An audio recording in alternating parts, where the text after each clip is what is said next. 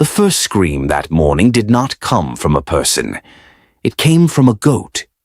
The animal broke free from its rope at the edge of Oluwanta's market square, knocked over 2 baskets of yam, and bolted in 3 wrong directions before it finally stopped, frozen, trembling, in front of the old compound at the end of Mama Sade's lane. Then it turned around and ran the other way so fast it fell twice. Nobody laughed. The women near the well exchanged a look. The men carrying firewood adjusted their loads and moved faster without being asked. A small boy who had been chasing the goat stopped running the moment he saw where it had stopped. He did not need anyone to explain. He was 7 years old and already he knew. You did not linger near that house. Nobody in Oluwanta could say exactly when the fear began. It had been there so long that it felt like weather, like something the village had simply always carried. What they could say was this: Mama Sade had lived in that compound for over 40 years, and in those 40 years her husband had disappeared without explanation. 2 of her closest neighbors had fallen sick within weeks of upsetting her, and a young man who once mocked her at the stream had lost the use of his right hand by the following dry season. Nobody could prove a single thing.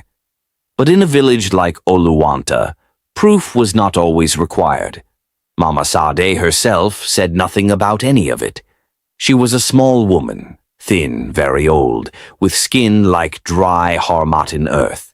And she moved through the village slowly, deliberately, as if she had all the time in the world, which, some people whispered, was exactly the problem. She should not have looked that strong at 80. She should not have walked that steadily. She should not have eyes that stayed open that long without blinking. But she did. And so the village kept their distance, kept their children indoors when she passed, and kept their mouths shut, because they also knew that Mama Sade noticed everything, and that noticing and silence were 2 of the most dangerous things a person could offer. Into this village on a bright Thursday morning in late November walked Nkem. She arrived the way she always arrived in new places, with a wide basin on her head, a wrapper tied firm at her waist, and a smile that she gave freely to anyone who looked her way. Nkem was 26, sharp-featured, and quick with her hands.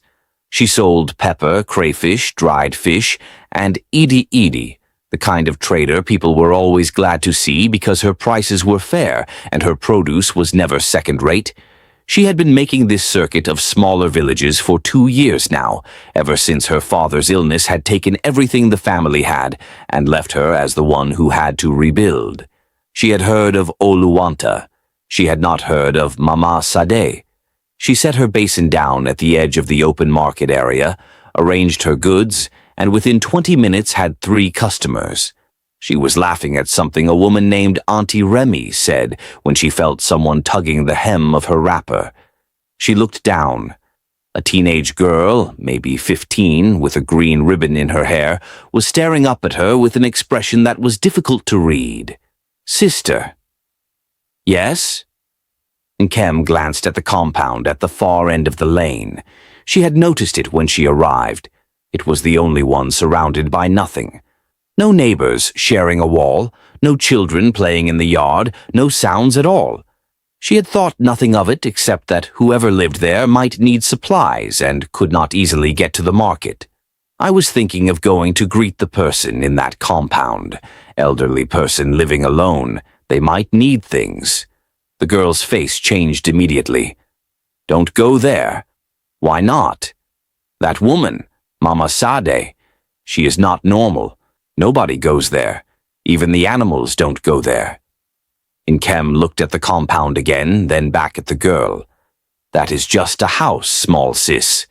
Whatever people are saying about her, she is still a human being. An old woman, alone. If she needs help, I will help." The girl opened her mouth, closed it, and then said very quietly, "My name is Bisi. Please remember that I warned you." Nkem patted her shoulder, finished her sales with Auntie Remy, and picked up a small selection of goods, some pepper, 2 wraps of crayfish, a piece of stockfish, a small bottle of palm oil, and walked toward the compound. The silence got thicker as she approached. She noticed it the way you notice when a room full of people suddenly stops talking. A physical change in the air. She knocked on the gate post. Nothing for a long moment. Then, "Come." The voice was calm. Completely calm. So calm that it felt like it had been waiting. Mama Sade was sitting on a low stool in the center of the compound, doing nothing.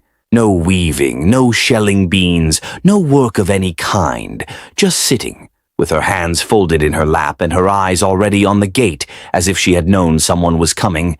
She was exactly as people described, old, dry, still. But there was something in the way she held herself, a kind of stillness that was not the stillness of age or tiredness. It was the stillness of something that had learned long ago that it did not need to rush. Nkem smiled and held up her goods. "Mama, good afternoon. I am selling around the area. Pepper, crayfish, stockfish, palm oil. I saw your compound and thought maybe you need something." Mama Sade looked at her, not at the goods, at her. The looking went on a beat too long. "You are not from here." It was not a question. "No, Mama. I am from Agbado. I sell in different villages." "Sit down." There was no stool offered. Nkem lowered herself onto the edge of the compound's low wall and waited while Mama Sade reached slowly into the folds of her wrapper and brought out a worn leather purse. She bought everything Nkem had brought. All of it, without bargaining, without looking at the prices, paying what Nkem asked without comment. Then she sat back. "You are a good girl." Nkem thanked her and began to rise. "Can you come back tomorrow? I want to go to the big market in Ado. My legs are not good for long road. If you help me, I will pay you well." Nkem looked at the old woman, at the thin arms, the slow breathing, the careful way she held her own hands, and felt the thing she had always felt when she saw someone who needed help. A pull, simple and clean. "Of course, Mama. I will come early." Mama Sade watched her walk toward the gate, and Nkem felt the eyes on her back all the way to the lane. She did not turn around to check. If she had, she would have seen that in the minute and a half it took her to reach the road, Mama Sade did not blink once. She came back the next morning at 7. Mama Sade was already dressed, already waiting, already holding a folded piece of paper with a list, written in a hand far steadier than it should have been. She handed Nkem money and the list without preamble, and they walked together to the Ado Road where they found a motorcycle with a side attachment. At the market, Nkem moved quickly. Rice, red oil, smoked fish, fresh tomatoes, a wrap of black soap, 2 tins of sardines, a bundle of eid leaves. Mama Sade walked slowly behind her, pointing at things, occasionally correcting a trader's price with one quiet word that the trader accepted without argument. Nkem noticed that too. The traders here knew her, and they were careful with her. They returned to the compound by noon. "Help me cook." Nkem had not planned to stay, but the woman's kitchen was dark and the stove was old, and she did not see how anyone with those legs was going to manage a full pot of soup alone. So she stayed. She washed the eid leaves, blended the tomatoes with the small hand mill in the corner, cut the fish into pieces. The kitchen smelled of crayfish and firewood and something else she could not name. Something older, something that did not have a name in any market she had been to. They ate together at the small table in the compound, or rather, Nkem ate. Mama Sade served herself a small portion, and then mostly moved it around. Mostly she watched Nkem eat. She refilled Nkem's bowl before Nkem asked. She watched her drink her water. She watched her clean her hands. It should have been uncomfortable. It was not, quite, because Mama Sade's face was pleasant and her voice, when she spoke, was warm enough. She asked Nkem about her family, about Agbado, about her father's illness. She listened closely. She nodded. She said the right things in the right places, but she ate almost nothing, and she did not stop watching. When the light began to turn gold and Nkem stood to go, Mama Sade stood with her and walked her slowly toward the gate. At the entrance, she stopped. "Wait." She went back inside. Nkem heard the soft sounds of a box opening, cloth moving. Then Mama Sade returned with something in her closed fist. She opened her hand. It was a waist bead. Long, coiled, deep red and black with gold beads threaded at intervals. The kind of bead that took a skilled hand months to make, and that women in the market sold for amounts Nkem had never been able to spend on herself. It was beautiful in the way that certain things are beautiful, completely, quietly, without effort.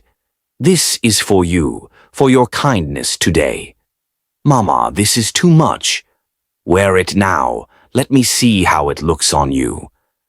Nkem hesitated. The bead was heavy in a way that seemed wrong for its size, but Mama Sade was already holding it open, waiting, and the look on her face was warm and patient and certain, the look of a person who has decided something long before the moment arrives. Nkem lifted her wrapper and tied the bead around her waist. The moment it clicked into place, Mama Sade smiled. It was the widest smile Nkem had seen on her face, the warmest. And yet something about it, the speed of it, the completeness of it, passed through Nkem like a cold current. She was at the gate before she understood that she had moved. "Come again soon. You are a very good girl."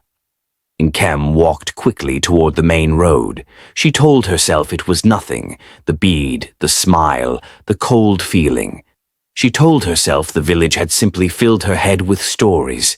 She told herself that an old woman giving a gift was just an old woman giving a gift. She walked all the way back to the guest house where she was staying without stopping once. That night, she slept badly. She told herself it was the unfamiliar bed. If this story is already pulling you in, tap like and subscribe so you never miss an episode. Drop in the comments. Do you think Nkem should have taken that bead? She woke the next morning feeling wrong. Not sick, not feverish, just wrong. A tiredness that sat in her joints rather than her muscles, a weight that was not the weight of sleep. She ate breakfast slowly, sold her goods slowly, packed up early. By mid-afternoon she was lying down, and by evening she did not get up at all. Her cousin Adaeze, who shared the guest house room with her during market season, pressed a hand to her forehead and found nothing. No fever. Maybe it's the journey. Rest. By the second day it was worse. Nkem's legs felt filled with water. Her hands shook when she tried to lift her basin. She ate because Adaeze stood over her and watched. But the food tasted like it was far away, like she was tasting it through glass. She tried to work. She made it to the market entrance and then stood there for 10 minutes, unable to make herself move, before Adaeze took her arm and walked her back. Something is wrong. This is not tiredness. I'll be fine tomorrow. On the third morning, Nkem reached under her wrapper before she was fully awake and tried to untie the bead. The pain was immediate and total, not sharp, not burning, but a deep squeezing that started at her waist and spread upward through her chest before she could pull her hands away.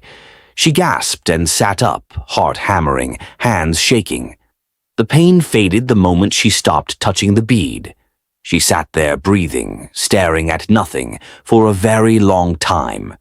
She did not try again. She told herself it was the angle. She told herself she had pulled wrong. She told herself things that made no sense and held on to them because the alternative was to think about a woman who had smiled too quickly, a compound where no animals went, a bead that had felt heavy before it was even tied. By the fourth day, she could not leave the bed. Adaeze sent word to her family. Her mother arrived on the fifth day, traveling through the night. She came in through the guest house door, already crying, not with the slow tears of worry, but the fast, desperate tears of a woman who had looked at her child from across a crowded room and immediately understood that something was very wrong. "Nkem, my daughter, what happened? What happened to you?" "Mama, I don't know. I don't know." Her mother sat beside her and held her hands and prayed, loudly and for a long time. Neighbors came. Adaize's mother came. Someone brought a local herb woman who looked Nkem over carefully, pressed her stomach, asked questions, looked at her eyes, and then sat back with an expression she tried to keep neutral but could not quite manage. "Has she gone anywhere unusual? Touched anything unusual? Received anything from anyone?" Adaize said, "She went to an old woman's compound, Mama Sade. She came back with a bead." The herb woman's face changed. She looked at Nkem's mother. Nkem's mother looked at the herb woman. A conversation passed between them in the language of adults who have both lived long enough to understand what they are being told without needing it spoken aloud. "Remove the bead." They tried. All three of them, Adaize, the herb woman, Nkem's mother, working carefully at the knot while Nkem gripped the bed frame and tried not to scream. The pain came back the moment any hand touched the cord, radiating outward in waves that left Nkem breathless and shaking. After the third attempt, her mother stopped and pressed her face into her hands and wept the way women weep when they have run out of strength. Don't scroll away. Subscribe and turn on your bell. Episode 2 is coming, and you need to see how this ends. Like this video if you felt something watching Nkem's mother cry.